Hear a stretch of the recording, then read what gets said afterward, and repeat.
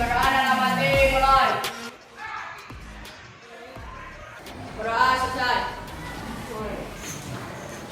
Nah, hari ini Ibu akan mengecek dulu absensi ya. Sekarang hari apa? Selasa. Selasa tanggal 13. Ada yang tidak hadir hari ini? Hadir semua. Hari semua. Ya. Oke. Alhamdulillah ya. Semoga kita selalu diberi kesehatan. Nah, kita akan mulai pembelajaran PPKN ya kali ini.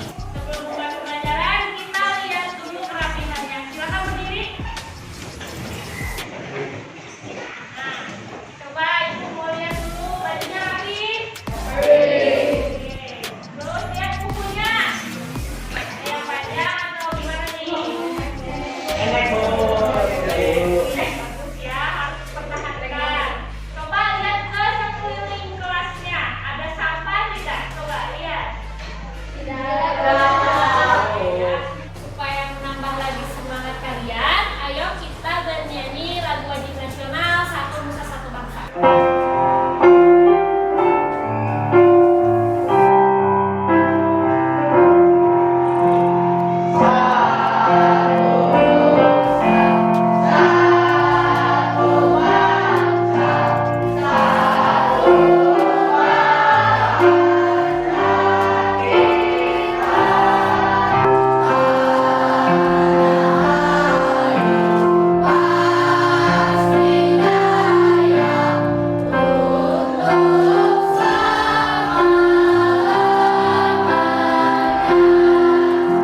Silakan untuk kembali. Terima kasih.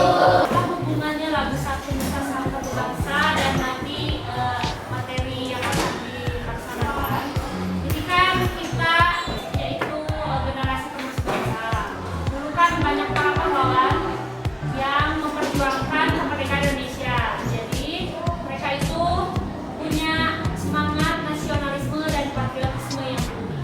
Ada yang masih ingat materi minggu yang lalu? Ibu, minggu lalu tentang arti berdirinya negara Republik Indonesia tahun 1945 bagi bangsa Indonesia dan negara Indonesia. Silakan.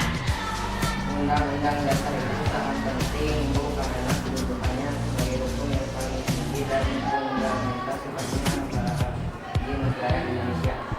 Oke, alhamdulillah berarti yang minggu lalu itu kita tentang arti penting Undang-Undang Dasar 1945. Oke, nah Ibu akan sedikit memperlihatkan gambar nih ya. Oke, ada yang tahu ini apa? Saya Bu, gambar pahlawan Indonesia Bu, ada presiden dan wakil presiden pertama Indonesia Bu. Nah, jadi di sini adalah para pahlawan atau para tokoh yang memperjuangkan Undang-Undang Dasar 1945 ya. Ini ada capaian yang kalian capai nanti untuk pembelajaran di sini. Ada 4. Yang pertama, kalian itu harus bisa menjelaskan pokok perumus Undang-Undang Dasar 1945. Lalu kalian itu harus bisa mengemukakan gimana cara pendiri negara dalam merumuskan Undang-Undang Dasar. Lalu yang ketiga, kalian itu harus bisa menganalisis bagaimana nih upaya untuk meneladani para tokoh tersebut. Dan yang terakhir, nanti kalian akan dibagi kelompok untuk berdiskusi.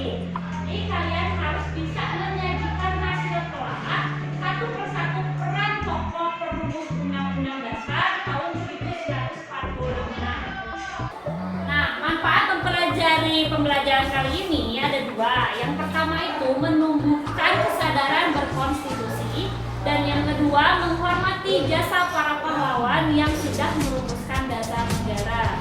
Jadi kalian dari berbagai macam tadi tokoh, kalian bisa tahu nih selain namanya, oh perannya begini, oh aktivitasnya begini. Penilaian yang akan dilakukan kali ini itu ada 2. Yang pertama itu secara individu dan secara kelompok. Nah, secara individu nanti kalian dilihat dari cara kalian belajar, dari kalian proses pembelajaran, konsentrasi atau tidak, seperti itu. Dan nanti yang terakhir, kalian di sini bakal mengerjakan soal.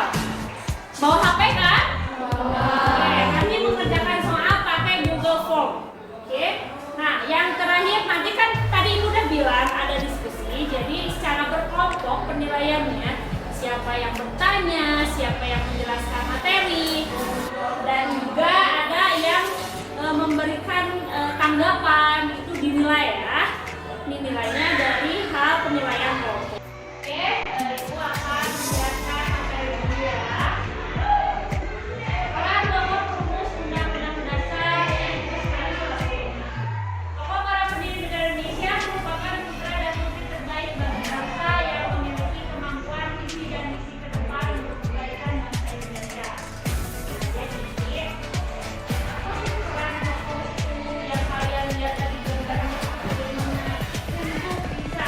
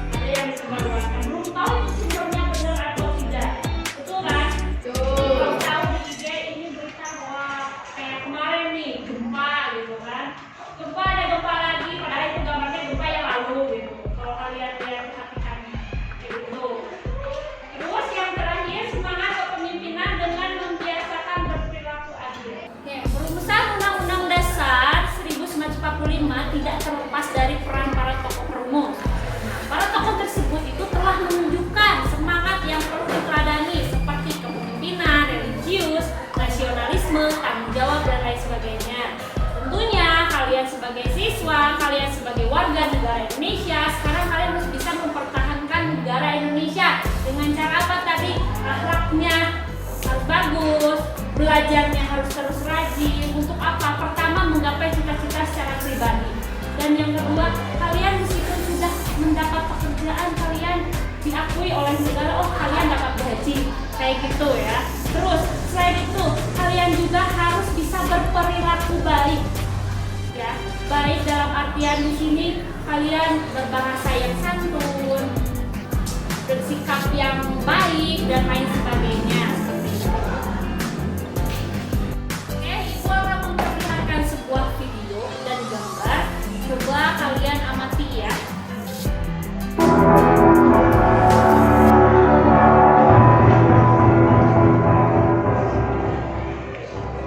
Proklamasi Kami Bangsa Indonesia. Setelah Indonesia diproklamasikan secara resmi, terbentuklah suatu negara baru yang bernama Indonesia. Salah satu hal terpenting yang harus dipenuhi oleh negara baru adalah Undang-Undang Dasar. Undang-Undang Dasar 1945 dirancang sejak 29 Mei sampai 16 Juni 1945 oleh BPUPKI. Pada sidang BPUPKI II menghasilkan rumusan inti yang dicantumkan dalam Undang-Undang Dasar, yaitu pernyataan kemerdekaan Indonesia, batang tubuh, dan pembukaan Undang-Undang Dasar. Pada 7 Agustus 1945 BPUPKI dibubarkan dan 9 Agustus 1945 di kota Saigon, Vietnam, BPKI diresmikan. BPKI dibentuk guna melanjutkan hasil kerja BPUPKI. BPKI sendiri berjumlah 21 orang. Pada tanggal 18 Agustus 1945, BPKI melakukan sidang untuk membahas, mengambil keputusan, kemudian mengesahkan Undang-Undang Dasar. Rapat pertama diadakan di Pejambon yang sekarang dikenal sebagai Gedung Pancasila. Namun sebelum secara resmi rapat itu dilaksanakan, berkembang isu yang sangat krusial yang terkait dengan bunyi sila pertama dalam Pancasila, yaitu ketuhanan dengan kewajiban menjalankan syariat Islam bagi pemeluk-pemeluknya. Sedangkan rakyat Indonesia Timur yang umumnya beragama Kristen, Protestan, dan Katolik merasa keberatan dengan rumusan itu. Salah satu tokohnya adalah Johannes Latu Harhari. Tentu hal ini menjadi perhatian serius bagi Muhammad Hatta. Beliau dalam hatinya menegaskan Indonesia harus tetap bersatu. Tanggal 18 Agustus 1945, pagi-pagi sebelum sidang PPKI dimulai, Bung Hatta menemui tokoh-tokoh Islam yang cukup berpengaruh seperti Ki Bagus Hadikusumo, Wahid Hashim, Kasman Sungudimejo, dan Tengku Hasan. Bung Hatta dengan kedudukannya yang cukup berpengaruh berhasil meyakinkan para tokoh Islam itu. Mereka sepakat daripada harus terjadi perpecahan, maka rela mengganti bunyi sila pertama Pancasila. Dengan usulan Ki Bagus Hadikusumo, semua sepakat bahwa rumusan sila pertama Pancasila diganti menjadi ketuhanan yang Maha Esa. Di dalam acara pertama yakni pandangan umum, Hatta menegaskan bahwa penggantian bunyi sila pertama Pancasila diambil karena suatu pernyataan pokok mengenai seluruh bangsa tidaklah tepat hanya menyangkut identitas sebagian dari rakyat Indonesia, sekalipun merupakan bagian yang mayoritas. Setelah diadakan revisi isi draft pembukaan Undang-Undang Dasar yang tertera di dalam Piagam Jakarta itu, lahirlah rumusan teks Pancasila yang dicantumkan dalam pembukaan Undang-Undang Dasar 1945 dan kemudian disahkan pada sidang BPKI tanggal 18 Agustus 1945. Sidang dilanjutkan dengan membahas bab per bab dan pasal demi pasal. Pembahasan ini juga cukup produktif dan berjalan dengan lancar. Kemudian, setelah jam istirahat selesai, sidang PPKI kembali dimulai. Agenda utamanya yaitu pemilihan presiden dan wakil presiden. Sebagai dasar hukum pemilihan presiden dan wakil presiden tersebut harus disahkan dulu yakni pasal 3 dari aturan peralihan. Ini menandai untuk pertama kalinya presiden dan wakil presiden dipilih oleh PPKI. Ketika pemilihan, kertas suara sempat dibagikan. Namun, atas usul Otto Iskandar Dinata, maka secara aklamasi terpilihlah Insinyur Soekarno sebagai Presiden RI dan Muhammad Hatta sebagai Wakil Presiden RI. Sesudah itu, pasal-pasal yang tersisa yang berkaitan dengan aturan peralihan dan aturan tambahan disetujui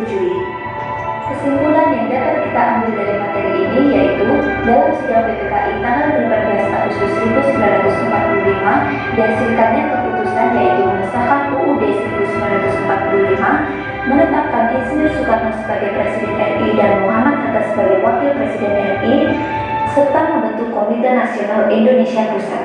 UUD 1945 resmi sebagai Konstitusi Republik Indonesia. Dalam konstitusi terdapat pandangan hidup serta menjadikannya sumber hukum yang utama, sehingga tidak ada satupun peraturan perundang-undangan yang bertentangan dengan UUD 1945.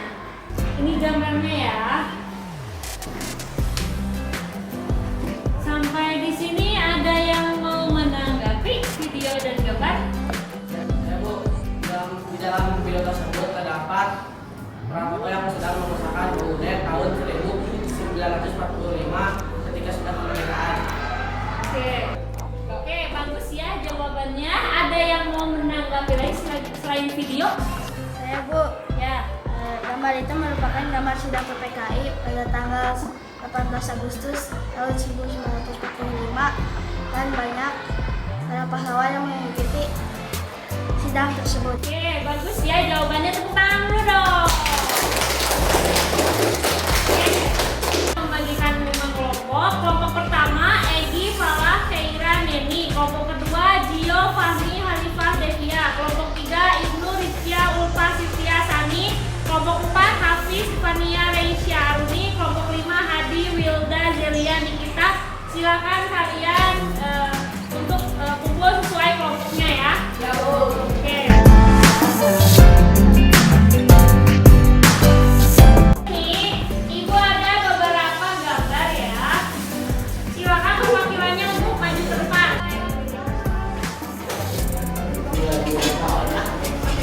Kalian tadi udah memilih tokoh-tokoh ya, gambar di tokoh tersebut. Nah, nanti Ibu bakal membagikan dulu ini. Nanti kerjakannya di sini ya.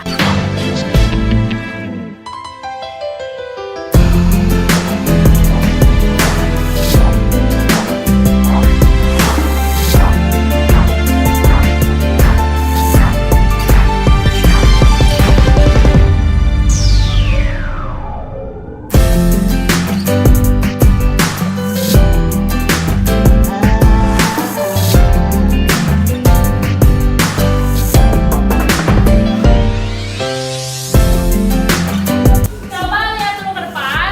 Ini ada lembar kerja peserta didik. Nah, yang tadi dibagikan gambar dan karton, ada spidol dan menggaris. Pertama kalian ambil satu gambar yang dibagikan secara acak. Yang tadi terus kedua tempelkan gambar tersebut ke dalam lembar kerja ini. Nanti kalau ada menggaris, nanti kalian buat tabel. Tabelnya yang pertama tokoh, kedua peran dan aktivitas tokoh, yang ketiga sikap yang dimiliki tokoh dan upaya untuk meneladani sikap tokoh tersebut. Paham nggak? Masih ada yang belum ngerti gimana cara mengerjakannya? Oke, gini. Yang ketiga, tulislah hasil diskusimu pada karton yang telah disediakan. Yang keempat, setelah mengisi hasil analisis di karton ini, presentasikan hasil diskusimu di depan kelas. Jadi ada 4 tabel ya, 1, 2, 3, 4. Silakan kerjakan. Kalau ada yang mau bertanya, silakan ya. Saya mau bertanya, Silakan. carinya di mana? Nanti kalian cari yang pertama ada buku paket kan? Oke, perlihatkan dulu buku paket PPKN-nya. Oke, nah itu terus udah buku paket. Kalian kan bawa HP. Otomatis di HP kalian bisa mencari misalkan peran tokohnya, sikap yang dimiliki tokoh yang kalian pakai, dan upaya untuk meneladani sikap tokoh tersebut. Dan yang terakhir, nanti Ibu bakal membagikan bahan ajar ya. Bahan ajarnya nanti dibagikan di WhatsApp grup kelas.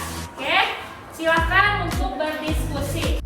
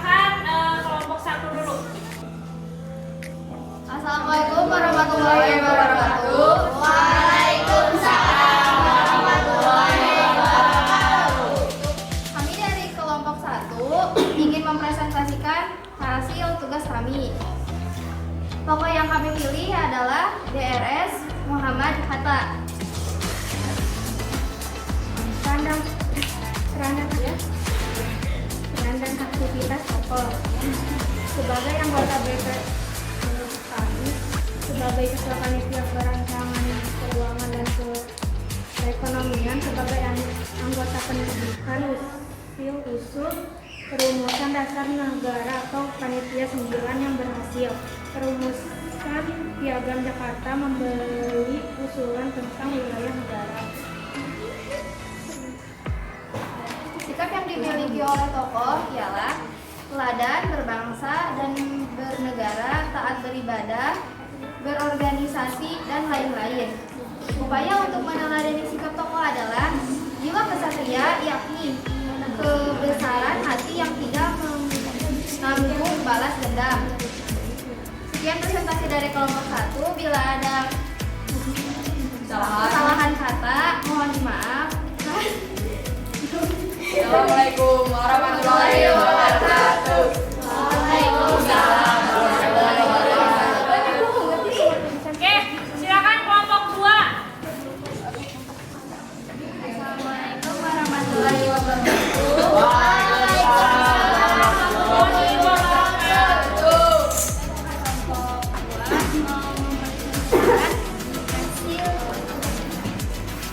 Jadi di sini ada Ahmad Subarjo. Peran dan aktivitas Ahmad Subarjo dalam sejarah perjuangan Indonesia dalam memproklamasikan kemerdekaan terkenal sebagai konseptor naskah teks proklamasi dan UUD 1945. Sikap yang dimiliki tokoh Ahmad Subarjo adalah memiliki sikap yang berjiwa dan semangat yang besar. Ahmad Subarjo juga memiliki sikap yang berjiwa nasionalisme dan patriotisme akan kegiatan. Upaya untuk meneladani sikap tokoh, bertanggung jawab atas segala hal, adil, bijaksana, rela menolong tanpa pamrih, dan banyak lainnya.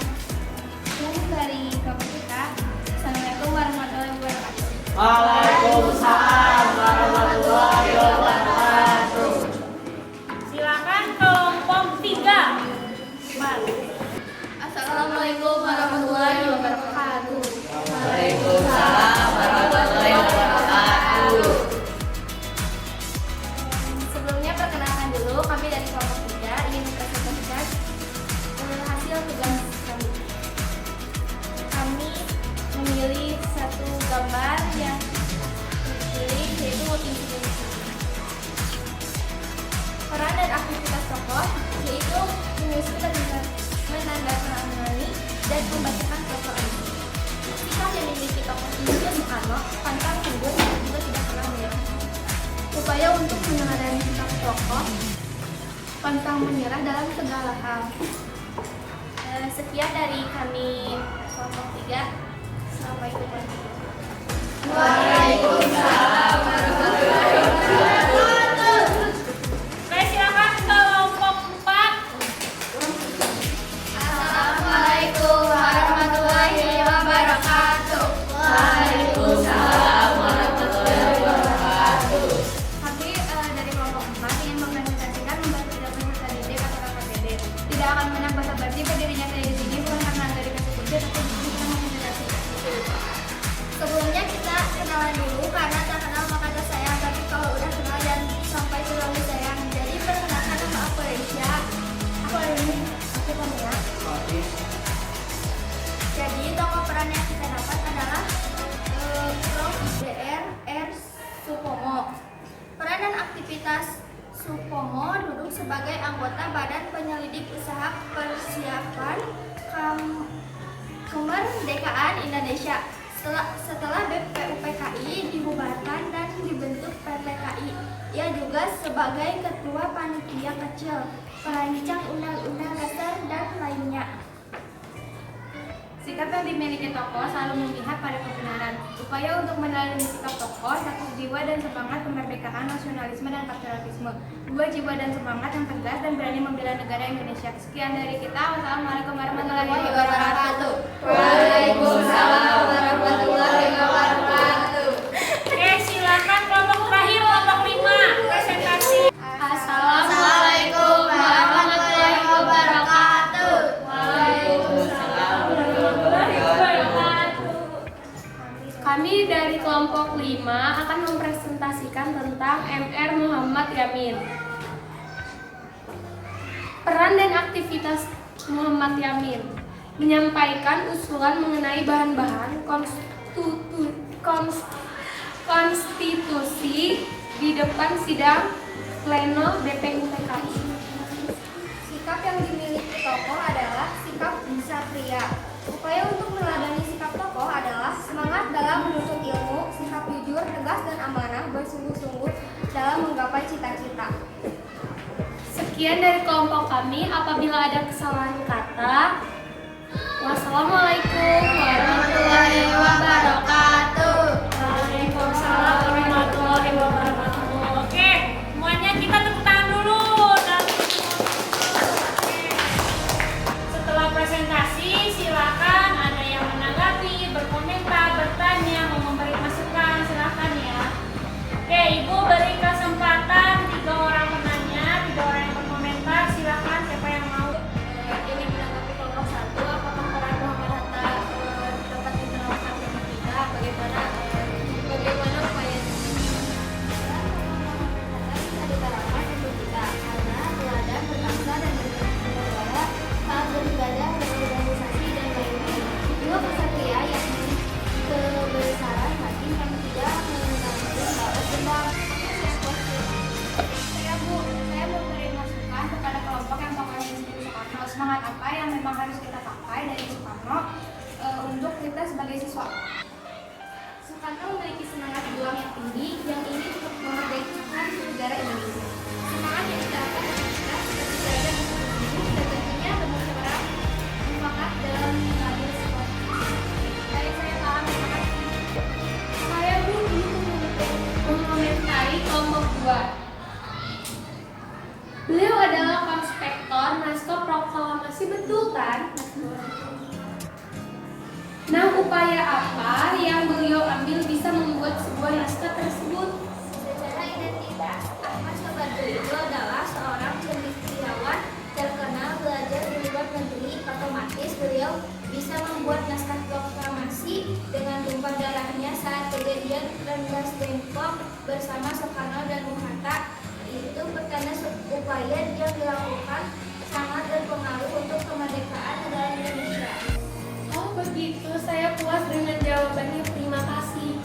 Oke, baik ya. Tadi ada yang bertanya, ada yang mengomentari, ada yang menanggapi dalam setiap tokoh kelompok masing-masing. Nah, Ibu akan sedikit memberi revisi ya. Ini, jadi yang tadi kalian kan memilih dalam salah satu tokoh.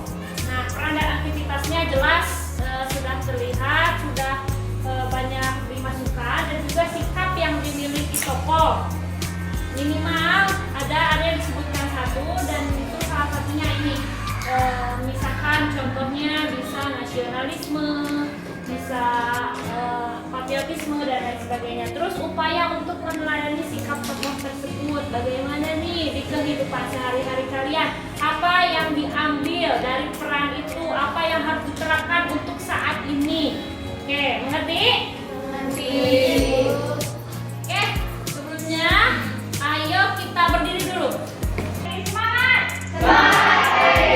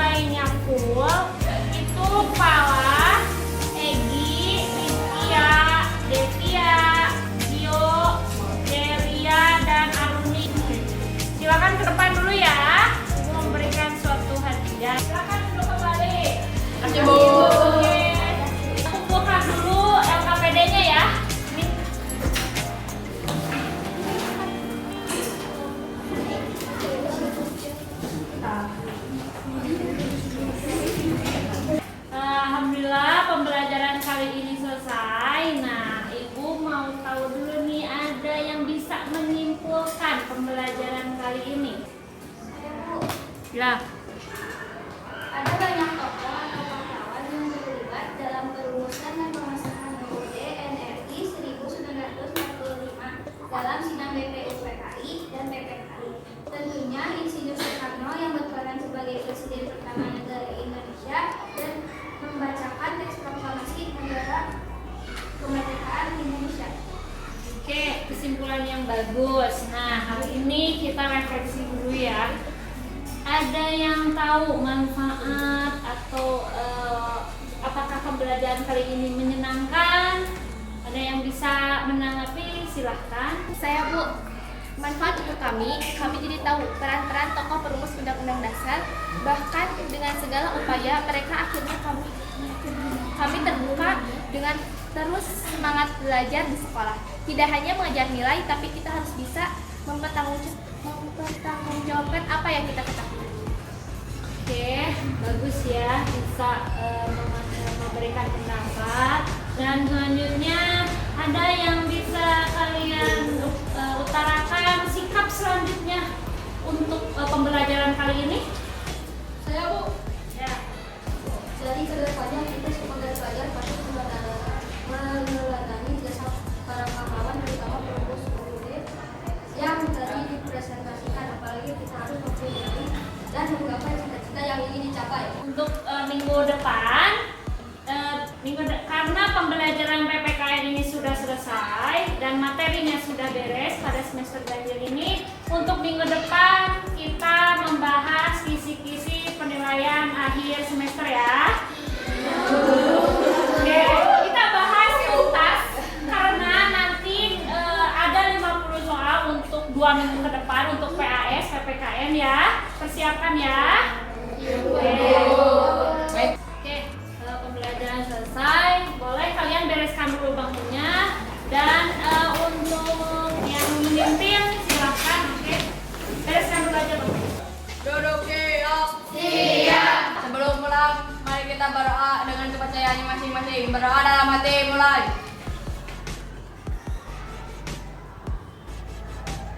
Berdoa selesai. Beri salam.